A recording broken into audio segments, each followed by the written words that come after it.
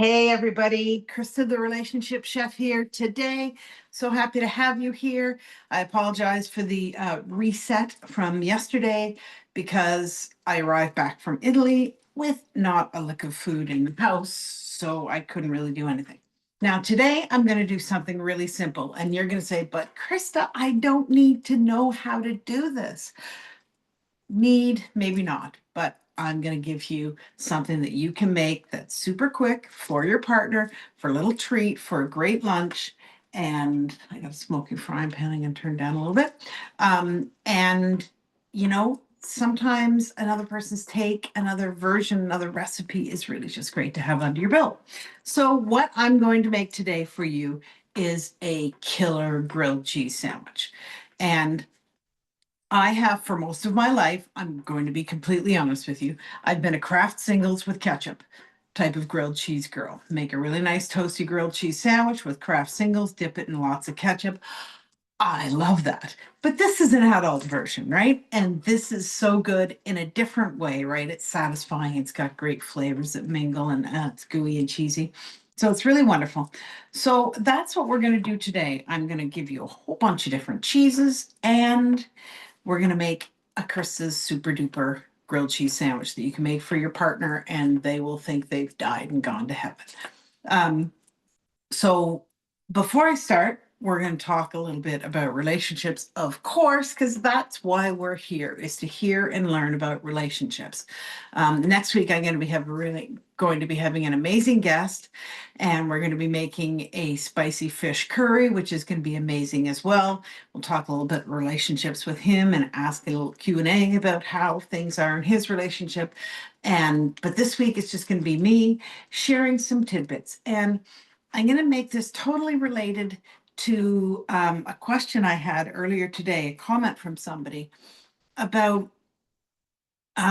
when your partner is critical of you and says things to you, calls you names or whatever that aren't true. And in a moment of heat and passion, it happens to the best of us. It doesn't necessarily mean that this is a horrible person and you should leave him and your life is over.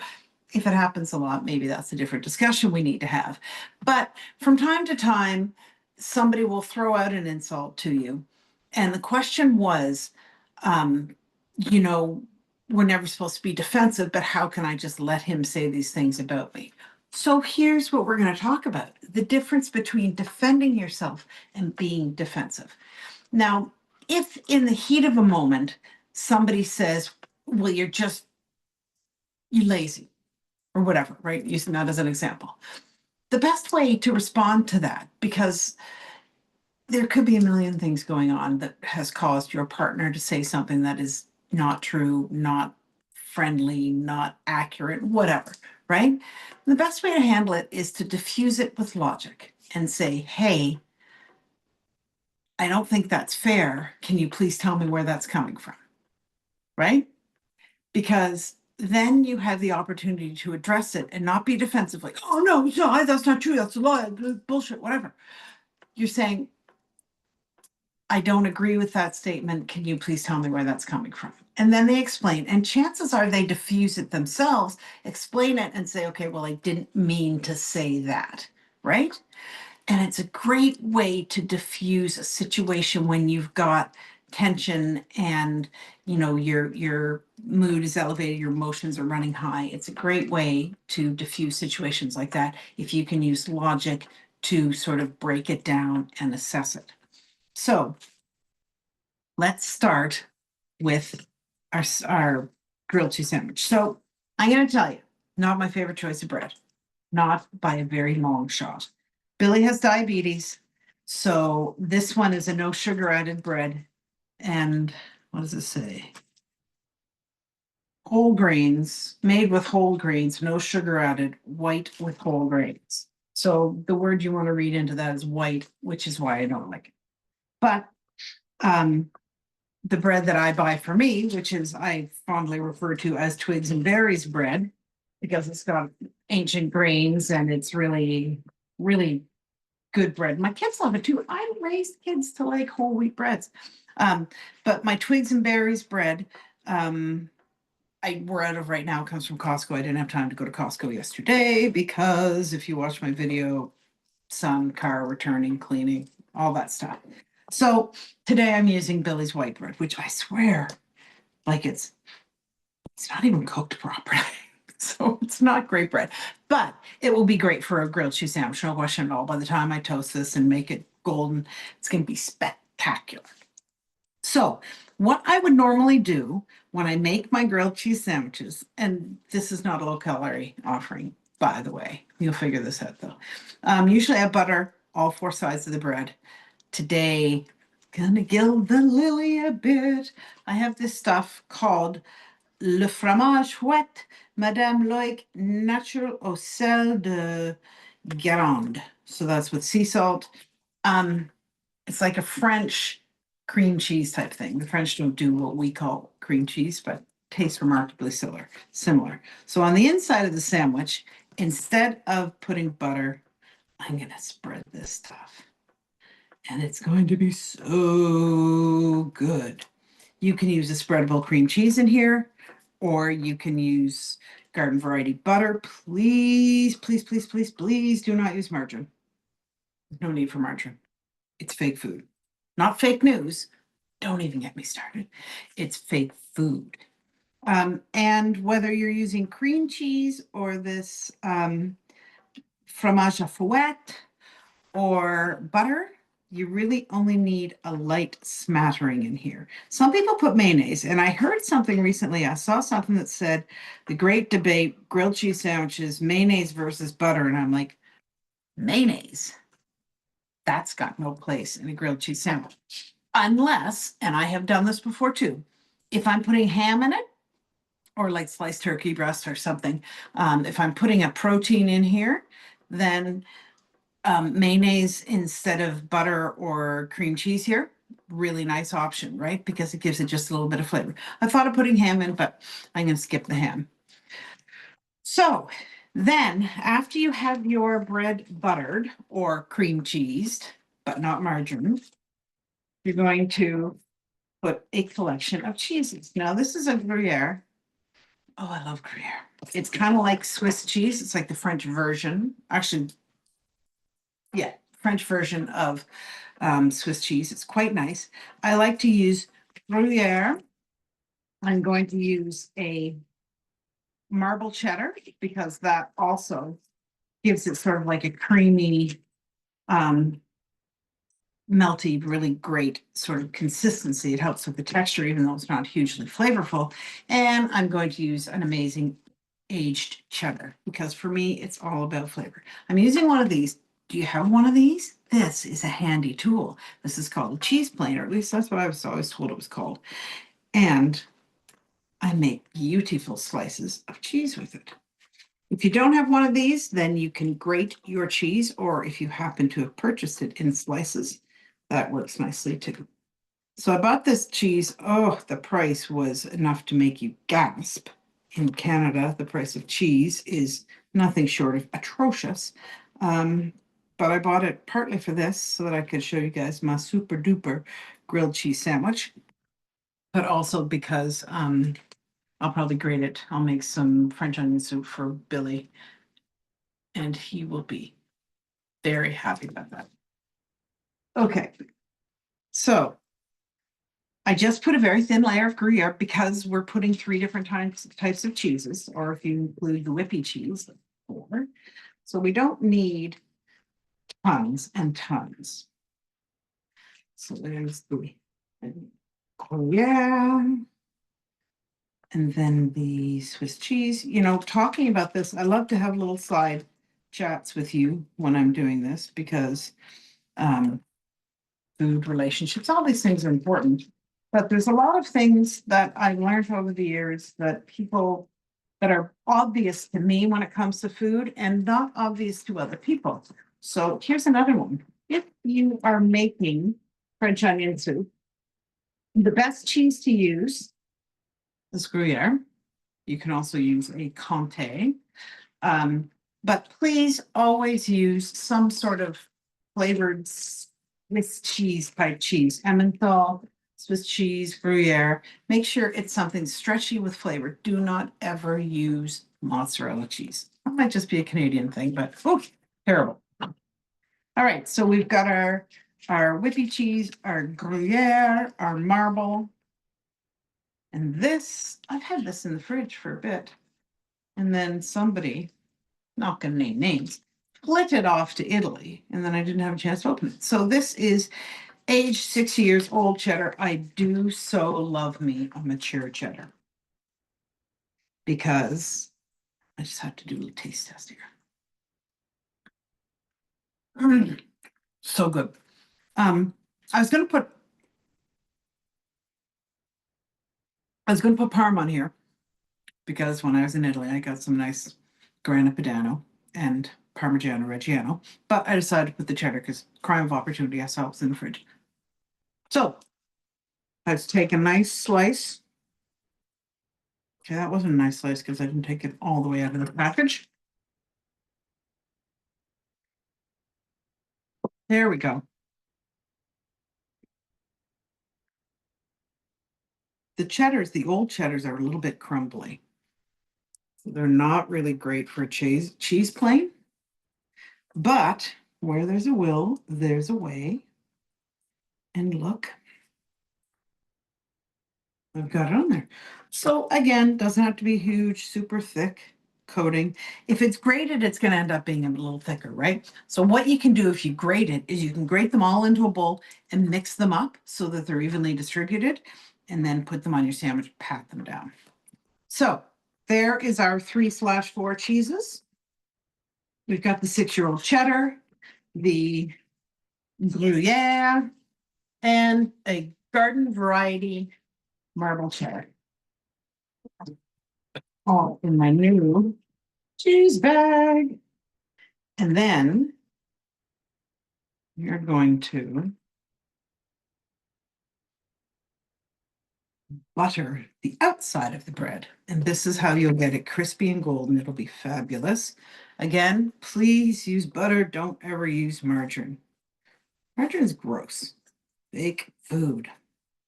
And having said that, I do use it for baking a bit. Usually I'll use half butter and half margarine in my baking when I'm doing certain things. Shortbreads, never. Chocolate chip cookies, for sure.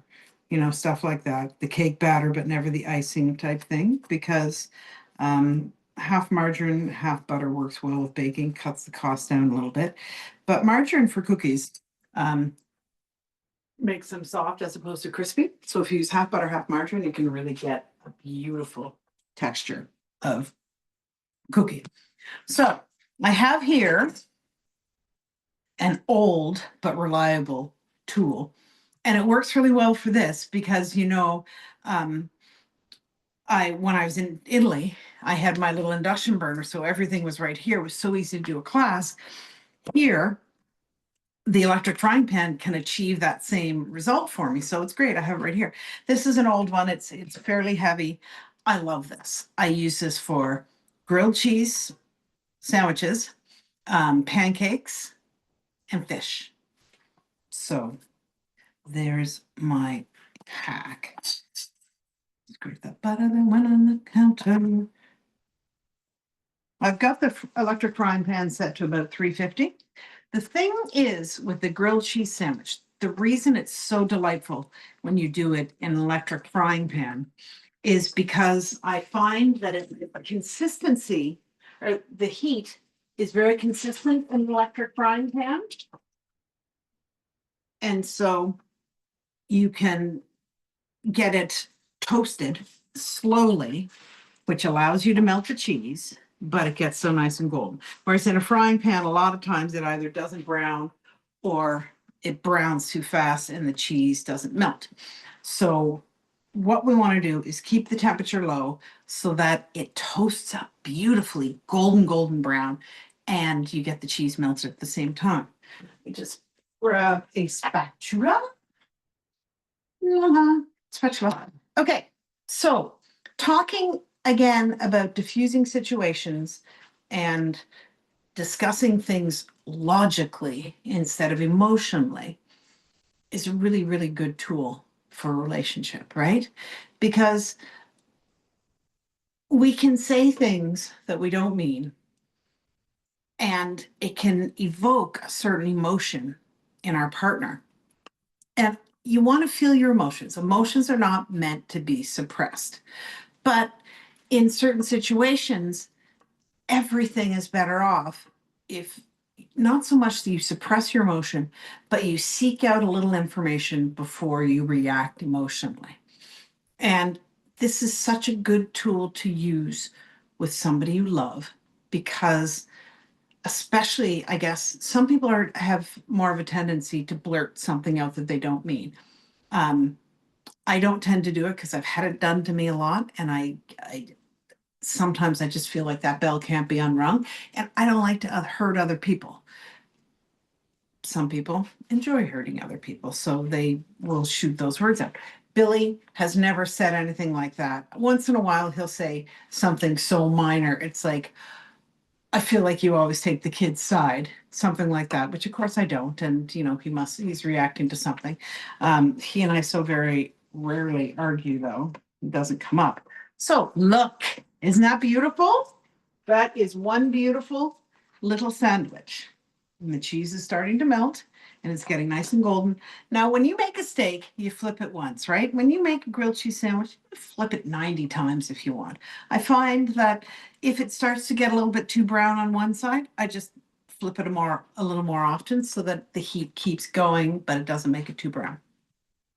So when somebody says something, reacts, says something out of emotion that they probably don't mean, then it's great for you to have a calm approach and say, I'm not sure what you mean by that. I find that hurtful, but I'd appreciate it if you could explain it. And it's just an easy way to diffuse an argument. And sometimes arguments have to happen, right? Sometimes there are things that get bottled up and they just have to explode. And hopefully you don't go down a path that's, like I said, you can't unring the bell. Hopefully you don't get to that point where it's like, we can't come back from this, right? So if you love your partner, which I assume you're here because you love your partner and you want to have an amazing relationship, then it's always worth asking the questions, calmly sorting out what's behind things, because there could be so much behind a comment or a statement, right? It could be that they're triggered by something else that happened to them when they were younger or in a different relationship. And although it's not right to judge somebody based on past relationships, we're human and we all make mistakes. And I want to encourage you all to understand that. And really, there's a point where you need to know, is this just a mistake that, we have to talk about, or is this happening all the time and it's verbal abuse?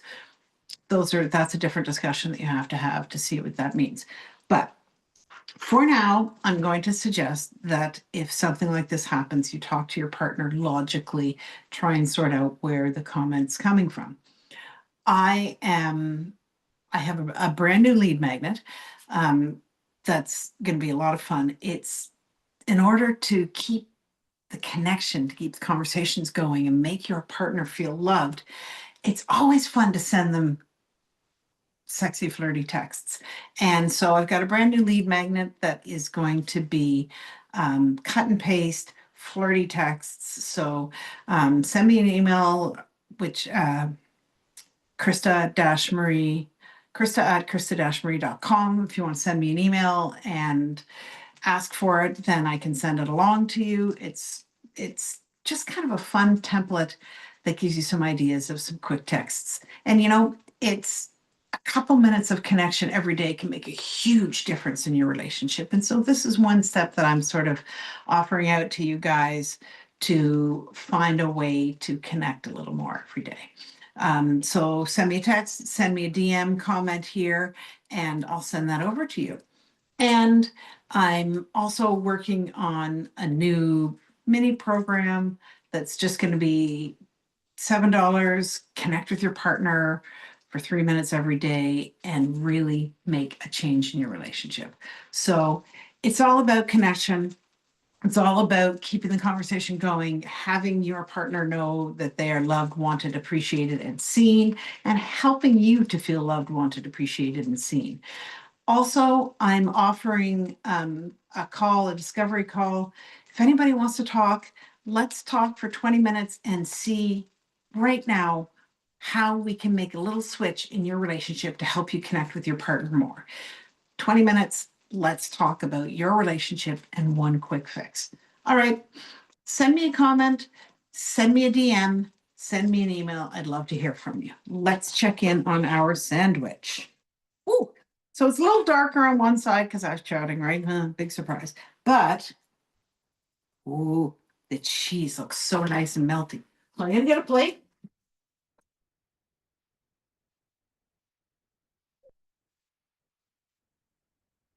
Oh, look, it's my favorite monogrammed plate. I got my plate. I'm going to get a knife.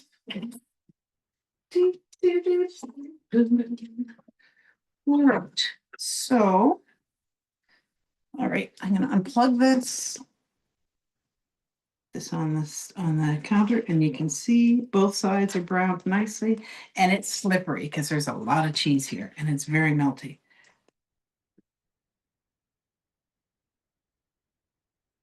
Like I said, if you were to add ham to this, it would be a great protein option to give it just a little more oomph. And if you're a girl and you're making it for your guy and he likes to have meat in his sandwiches, perfect option. Anytime you've got melty cheese and you add a little ham, it's not a bad thing. So that's it for my grilled cheese sandwich. This is a grilled cheese sandwich on steroids. Let's taste it. Mm.